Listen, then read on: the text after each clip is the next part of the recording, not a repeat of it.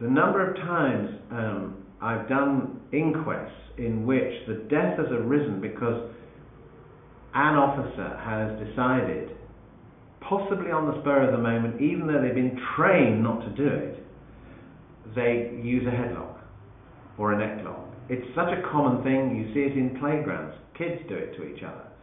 There has to be education at schools right the way through that where the real vulnerable spots are, especially around the neck, whereby death can, in the flick of fingers, can occur unless you're extremely careful. Coroners, time and again, have put out recommendations to police forces that certain locks must not be used, and face down on the floor must not be used.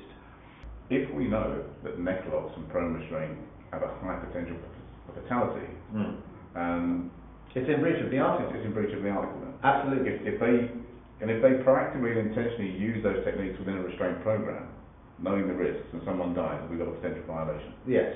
So if in fact an authority is knowingly running the risk of saying, well, you can in some circumstances use something which itself has a huge risk of death, then I think they're highly culpable.